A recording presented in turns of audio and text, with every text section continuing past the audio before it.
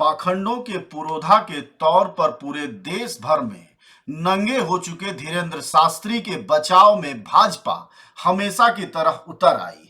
उतर भी क्यों ना आए, ये सारे पाखंडी संतों का एकमात्र एजेंडा भारतीय जनता पार्टी के लिए प्रचार करना हो गया है। स्थिति ये है कि ये जितने पाखंडों के पुरोधा हैं वह हिंदू धर्म की भावनाओं को बेचने के सबसे बड़े न सिर्फ ये विक्रेता हैं बल्कि ये बाजीगर भी हैं। इनकी बाजीगरी की हालत ये है कि तरह तरह से यह यहां या तहां कहीं न कहीं अपनी दुकान सजा लेते हैं और इनके पास कुछ चंद शब्दावलियां हैं। पहली शब्दावली सनातन धर्म, दूसरी शब्दावली हिंदू धर्म पर हमला, तीसरी शब्दावली जो है वो मुल्ला मौलवियों पादरियों के खिलाफ क्यों नहीं बोलती। सवाल ये है कि अगर एक दृष्टि से देखा जाए तो हिंदू जनता हिंदू पाखंडियों के खिलाफ जब बोल रही है तो ये मुसलमानों के लिए बोलने के लिए हमसे अपील क्यों कर रहे हैं। अगर कोई मुसलमान इस बात को कहता तब तो ये जुबान ही नहीं खोलने देते। अभी तो इनकी पोल खोल करने वाले 99% लोग हिंदू ही हैं, चाहे वह अंधश्रद्धा निर्मूलन महाराष्ट्र हो या फिर श्याम मानव की संस्था हो। ये सभी तर्कशास्त्री लगातार ऐसे पाखंडियों का न सिर्फ खुलासा करते हैं, इसमें अगर पंजाब तर्कशील सोसाइटी को भी जोड़ लिया जाए तो एक बड़ा योगदान है इन पाखंडियों को धूल चटाने का। और वही धूल का एहसास धीरेंद्र शास्त्री को जनज्वार के तमाम खुलासों के बाद हो गया है।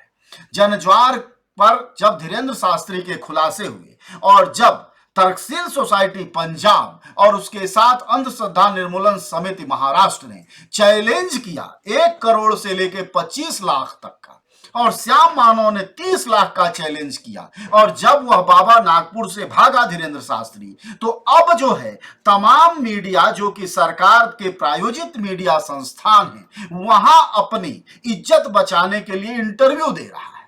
अब खुदा न खास्ता झूठ के पांव कितने देर टिकेंगे, और यही हुआ धीरेंद्र शास्त्री के साथ। धीरेंद्र शास्त्री ने बकायदा एबीपी के पत्रकार को खरीदा और खरीद के कहा कि तुम्हारे चाचा का ये नाम है, तुम्हारी भतीजी का ये नाम है, तुम्हारे भाई का ये नाम है, और तुम्हारे भाई ने एक घर खरीदा। बताओ मैंने खुलासा किया कि नहीं किया। एकदम लंपटों जैसी भाषा, एकदम चौराहे के जो लोग होते हैं, मतलब चौराहे छाप जिसको भाषा कहते, करीब करीब उस भाषा में धीरेंद्र शास्त्री उस पत्रकार से पूछते हैं, और वो पत्रकार बेचारा बताता भी है कि हाँ साहब आप तो बड़े सही कह रहे हैं। लेकिन फेसबुक और यूट्यूब का जमाना है, सोशल मीडिया का जमाना है, कोई अखबार तो है नहीं कि भाई दाब लिए, कोई टीवी तो है नहीं कि खबर चलाए नहीं।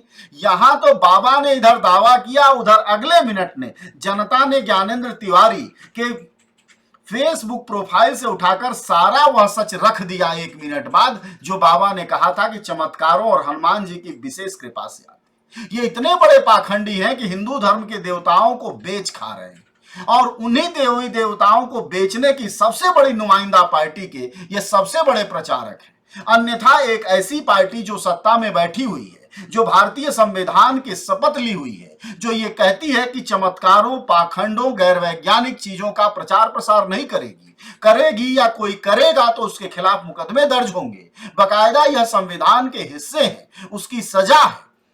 लेकिन इस पाखंडी पार्टी जो भाजपा है, उसके कैलाश विजयवर्गीय जो कि महासचिव भी हैं भाजपा के और मध्य प्रदेश के बड़े नेताओं में हैं, वह बचाव में आ गए हैं ये कहते हुए कि मुल्ला मौलवी भी तो ये करते हैं। अरे भाई, मुल्ला मौलवी अगर पाखंड का प्रचार कर रहे हैं और कैलाश विजयवर्गीय अगर आप मुझे सुन रहे हैं तो आप जाकर उनको गिरफ्तार करिए। उसको अजय प्रकाश या जनज्वार बचाने नहीं जा रहा है, और अगर उसके कोई खुलासे हैं आपके पास तो हमें सप्रमाण उपलब्ध कराइए, हम बोलेंगे। लेकिन एक गलत को सही ठहराने के लिए दूसरे गलत को ऊंचाई से दिखा देने से बात नहीं बनने वाली है। पाखंड मुस्लिम फैलाएं या हिंदू फैलाएं या सिख फैलाएं, चाहे ईसाई फैलाएं या पारसी फैलाएं या कोई अन्य फैलाएं, पाखंड तो पाखंड है, चमत्कार का झांसा तो चमत्कार का झांसा है। इसके नाम पर गरीब जनता की लूट तो लूट है। और अगर आप सरकार में बैठे हुए हैं और इन पाखंडियों का बचाव करते हैं, इन चमत्कारवादियों का बचाव करते हैं, तो जाहिर तौर पर इस पाखंड के प्रसार में आपका बड़ा हिस्सेदारी है और देश को मूर्ख बनाना है। और सवाल भाजपा से यह भी है कि हिंदुओं की भलाई क्या इन पाखंडियों के जरिए होगी? क्या इनके बच्चे बेलपत्र से पास होंगे? क्या ये पर्ची निकालेगा धीरेन्द्र शास्त्री और उससे बच्चे लोगों की तकदीर और तस्वीर बदलेगी? भाजपा के नेता अपने खुद जब बीमार होते हैं तो क्यों नहीं इसके दरबार पर चले जाते और क्यों नहीं इससे ठीक हो जाते हैं? फिर वो एम्स में क्यों भर्ती होते हैं? फिर वो मेदांता में क्यों भर्ती होते हैं? उनके बच्चे पास नहीं करते तो अपने बच्चों को विदेश क्यों पढ़ने के लिए भेजते? वो इसी के पास भेज देते, यही सब कुछ निर्धारित कर देता।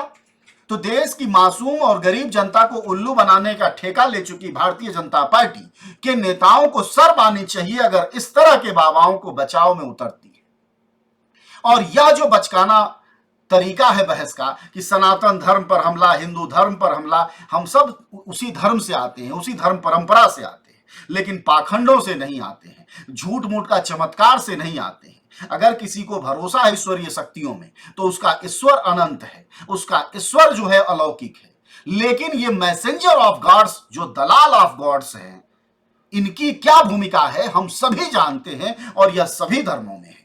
लेकिन अगर भारत को बचाना है तो इन ढोंगी संतों से बचाना होगा। भारत में संत परंपरा कोई आज धीरेन्द्र शास्त्री या पंडोखर महाराज प्रदीप मिश्रा या ऐसे वैसे की देन नहीं।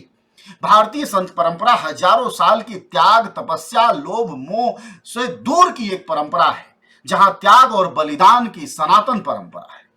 लेकिन यहां आप क्या देखते हैं, तो यहां ये रोज ब्यूटी पार्लर में जाते हैं, रोज ये सजते हैं, यह 50 लाख के एक एक पंडाल लगाते हैं। काहे का लोभ मोह से दूरी और कैसी मुक्ति और कैसा भगवान। सब कुछ बाजार है और बाजार के ये सबसे बड़े विक्रेता है, जिसमें लोगों की भावनाओं, लोगों को डरा कर, लोगों को भयभीत कर कर, भगवान का डर दिखाकर, और सबसे बड़ी सरकार की जो अक्षमताएं हैं, मतलब बेरोजगारी है, किसी का इलाज नहीं ठीक है, किसी के पारिवारिक संबंध नहीं ठीक है, यानी न्याय, पुलिस, प्रशासन, अस्पताल, स्कूल की जो कमियां हैं, उन कमियों को ढकने के लिए इन बाबाओं को ठेका दी हुई जो पार्टी है, जिसका नाम भारतीय जनता पार्टी है, उसको अपने चाल चरित्र पर सोचना चाहिए कि अगर ऐसे बाबाओं की वह बचाव में आएगी तो जाहिर तौर पर हिंदू समाज का बड़ा नुकसान करने का उसने ठेका ले लिया है और आने वाले समय में वह हिंदुओं को कहीं का नहीं छोड़ेगी।